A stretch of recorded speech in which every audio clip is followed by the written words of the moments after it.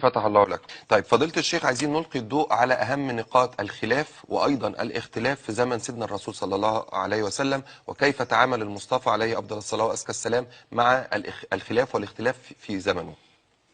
هناك يعني السؤال ده يحتاج مثلا نقول ل40 حلقة مثلا، لأن لو سردنا الاختلاف في عصر النبوة كان كثير جدا. كانوا يختلفون فيما بينهم، اختلاف الصحابة بعضهم مع بعض، اختلاف الصحابة مع الحبيب محمد صلى الله عليه وآله وسلم، وده برضو كان كثير. واحد يقول لك بيختلفوا مع النبي، أيوة اختلفوا مع النبي. زي إيه؟ عايزين أمثلة نوضحها، لأن دايما الأمثلة بتوضح. كثيرة جدا جدا.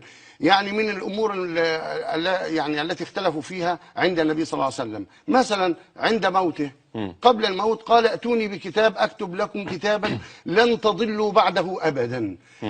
لما خلاص عايز يكتب وصيته، مع ان الوصيه موجوده، لكن يريد ان يكتب الوصيه ويشهد عليها الصحابه جميعا حتى يعمل بها.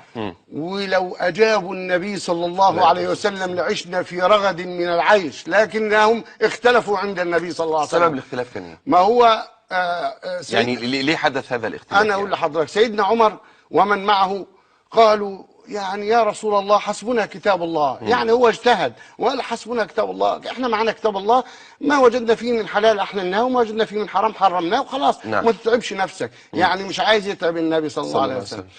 وخذ الصحابه قال: لا، لابد ان نطيع الله ورسوله، واطيعوا الله واطيع الرسول.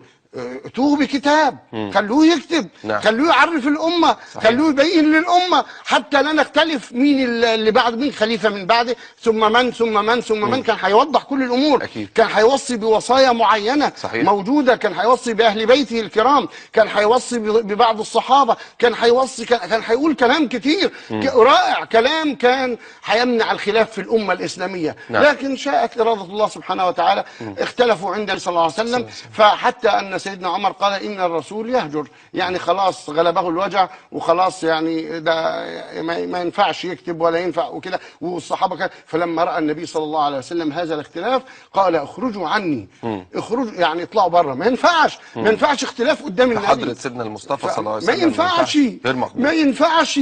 وما كان لمؤمن ولا مؤمنة إذا قضى الله ورسوله أمرا أن يكون لهم الخيرة من أمرهم. ما ينفعش نختلف عند الحبيب محمد، ما ينفعش الرسول يقول: ائتوني بكتاب واحنا نقول لا.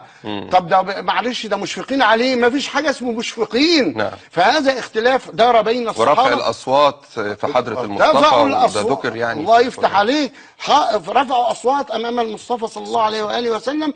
ولما ارتفعت الأصوات أمام النبي صلى الله عليه وسلم قال: اخرجوا عني. يعني ما ينفعش اختلاف. لأن الاختلاف سيأتي بالشياطين، ولا يمكن يكون عند النبي شياطين، ليس عنده إلا ملائكة. إذا كان جبريل جاي يستأذنه، وملك الموت جاي يستأذنه، وجايين يسلموا على النبي صلى الله عليه وسلم، وجايين ينعوه ويودعوه، وجايين يتكلموا مع الحبيب محمد، وبعدين احنا يا بشر نختلف امام سيد البشر صلى الله عليه وسلم؟ لا يمكن ابدا، ما ينفعش. فده نموذج حي من اختلاف، في موقف دقيق جدا. ده يعني موقف، هو موقف يعني بعده اما تتم السعاده او الشقاء. صحيح. وهو كان عدم بسبب، ولذلك سيدنا عبد الله بن عباس، ابن عباس بقى حبر الامه وترجمان القران، كان يقعد بعدها يقعد يعيط ويقول: يوم الخميس رزية الخميس وما رزية الخميس، وعيط رضي الله عنه، ويقول: قال رسول الله، ويحكي القصة كل شوية يذكر بيها الصحابة ان انتوا اخطأتم في حق النبي صلى الله عليه وسلم. لا حول ولا قوة إلا بالله. بعض الناس يقول لك: يا اخي ما تقولش كده على الصحابة.